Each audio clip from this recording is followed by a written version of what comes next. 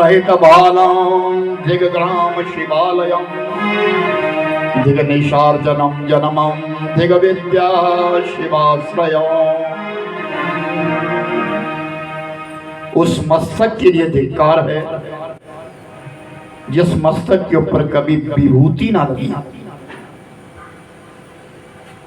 जब कोई अपने घर में हवन करवाता है ना, तो आपके ब्राह्मण लोग शेष निकालते हैं, हवन चरु का जला हुआ हिस्सा निकालते हैं और आपके मस्तक में लगाते हैं, आपके कंठ में लगाते हैं, आपकी भुजा में लगाते हैं, आपके हृदय में लगाते हैं। वो भस्म है।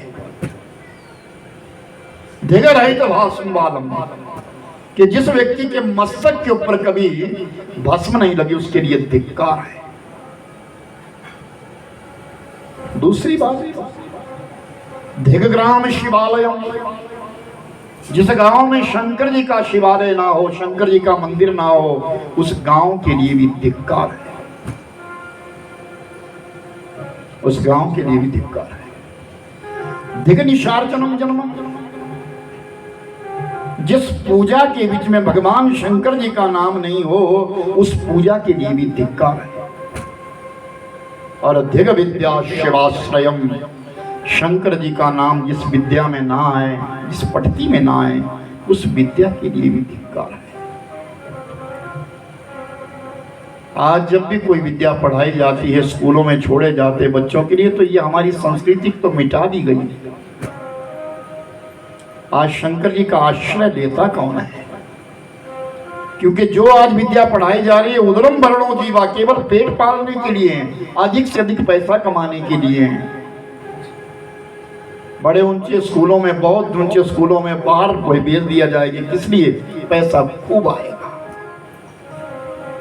लेकिन शंकर जी का आश्रय कहाँ है? भगवान जी का आश्रय कहाँ है? स्वस्ति कहाँ है? वो कल्याण की बात कहाँ है?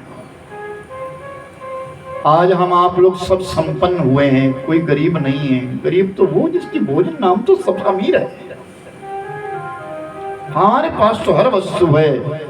अरे इतनी बड़ी कृपा मानिए, भगवान की कितनी बड़ी कृपा है कि जो हम खाते हमको पच जाता है। ये कृपा मानिए कि हम देख रहे हैं, जो दिखा रहा है उसको हम देख रहे हैं, जो वो सुना रहा है उसको हम सुन रहे हैं। ये कितनी बड़ी कृपा है उस मालिक की हम पर। आज देखिए इस पूरे सप्ताह में क्या हाल होगी दुनिया की। अपने इस सोलन डिस्ट्रिक्ट के, चलो मंडी की और चंबा कुल्लू की बात, मनाली की तो छोड़िए, लेकिन अपनी सोलन का हाल देखिए आप। शांति में देखिए, आंजी गांव में देखिए, इन जगहों में मैंने कथाएं करी है। उन लोगों के रुदन जब मैं टेलीफोन के ऊपर सुनता हूं तो दिक्का। और हमारे जीवन में एक पहली घटना हुई अभी मेरे ब्राह्मण लौट करके आए। अभी एक घटना, इससे पिछली कथा जो थी, मैं कथा में नहीं जा, 46 वर्षों के बीच में ऐसा कभी नहीं हुआ कि मेरे ब्राह्मण चले गए, काम शुरू हो गया और मैं ही कथा में नहीं पहुंच सका। मैं जा ही नहीं सका, रास्ते सारे बंद हो गए। 160 के 155 किलोमीटर गाड़ी घुमाई, लेकिन लौट करके आ गया, चारों तरफ से जा ही नहीं सका। ये पहली बार ऐसी घटना है। क्या अपने को हम सुरक्षित माने? भगवान ने हमको कितनी बड़ी कृपा करी है, हम अच्छे। उस मालिक ने हमारे लिए जो 2 नेत्र दिए हैं वो देख रहे हैं बड़े आराम से। ये कृपा नहीं है कि जो हम खाते हमको पच जाता है। हमारे बच्चे अच्छे हैं, हमारे सगे संबंधी अच्छे हैं, मिलने वाले सब अच्छे हैं। ये कृपा नहीं तो और क्या है? बहुत बड़ी कृपा है। देखिए कितने लोग चले गए 4-4 मंजिल के घर, जहाँ ये ब्राह्मण मैंने कथा करने के भेजे थे, कथा की तैयारियां हो रही थी, इनके सामने 4 मंजिल का मकान गिर गया। और जिस मकान में कथा होनी उसके ऊपर फ्लड आ गया। ये तो भगवान का पता नहीं क्या कृपा होगी, ठाकुर जी की कौन सी बड़ी कृपा हुई। मैं जा ही नहीं सका। अगर मैं चला गया होता और कथा शुरू हो गई होती तो क्या होता। ये बहुत बड़ी, मैं तो कहता हूं हनुमान जी ने बहुत बड़ी रक्षा करी है, हम सबकी बहुत बड़ी रक्षा करी, जाने नहीं दिया मेरे को। और वो पूरा इलाका आज दब गया है, पूरा जितना, जहाँ 4 लेन जितनी भी चली है सारे देखिए आप सुनिए, 4 लेन का बुरा हाल है। उसके साथ जो दाईं तरफ जितने भी गांव बस रहे हैं, इलाका बस रहा है, वो सब डूब रहा है।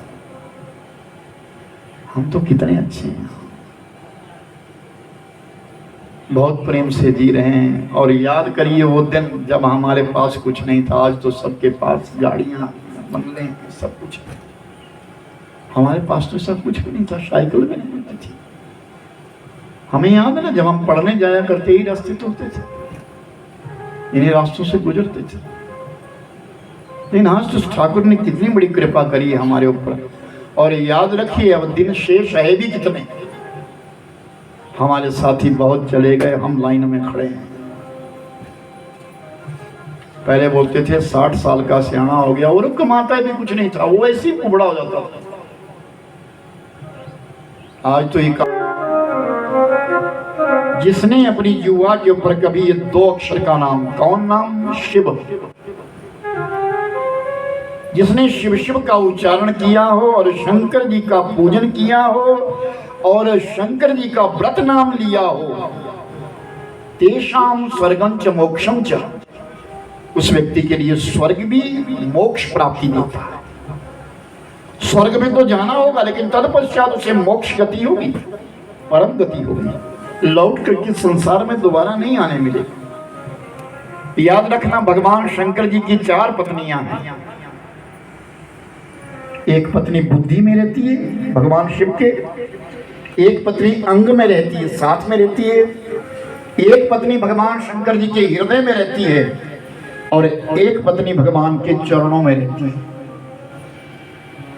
तो जब इतनी कथा सूर्यदेव जी ने नेमिष की पावन धरती के ऊपर सौनक इत्यादि 88,000 ऋषियों को सुनाई, तो सब ऋषियों ने प्रश्न किया, महाराज वो 4 पत्नियां कौन कौन सी है और क्या करने वाली है, हम उनको जानना चाहते हैं।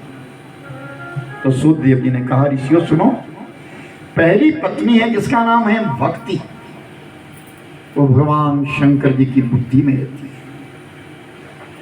दूसरी पत्नी का नाम है शक्ति, जो भगवान शंकर जी के अंग में रहती है, साथ में रहती है, अर्धनारीश्वर। आप लोगों ने कभी कोई चित्र देखा होगा, भगवान शंकर जी का एक तरफ माँ पार्वती शक्ति है और दूसरी तरफ भगवान शिव है, अर्धनारीश्वर, आधे नर और आधे नारी। और तीसरी पत्नी जो है वो हृदय में रहती है, उसका नाम है मस्ती। भगवान शंकर जी हमेशा मस्त रहते हैं, उन्हें किसी से कुछ लेना देना नहीं। और जो चौथी पत्नी है उनके चरणों में रहती है, उसका नाम है मुक्ति।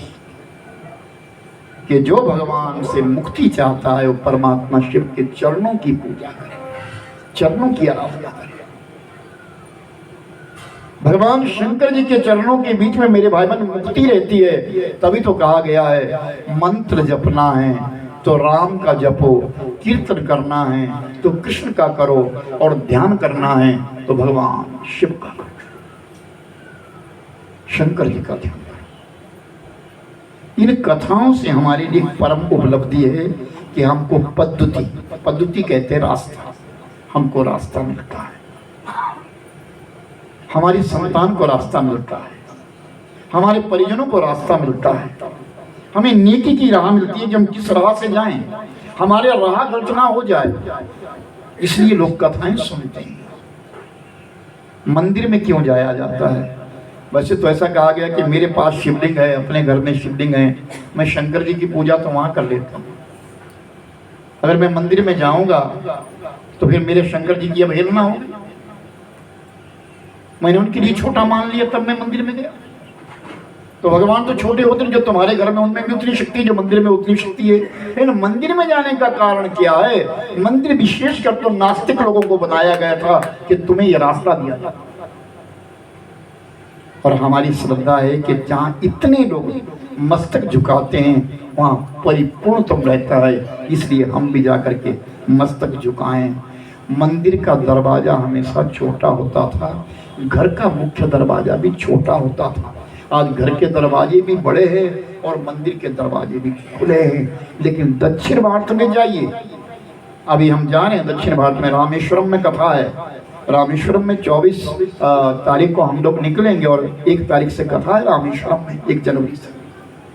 दक्षिण भारत में जितने भी मंदिर हैं उनके मंदिर, उनके दरवाजे बहुत छोटे हैं, बाहर विशाल गेट होगा, लेकिन जहाँ मूर्ति रखी है वो दरवाजा बहुत छोटा होगा, जैसे हमारे यहाँ मंदिर में दरवाजा छोटा है। कारण क्यों छोटा दरवाजा किया जाता था, कभी विचार किया किसी ने?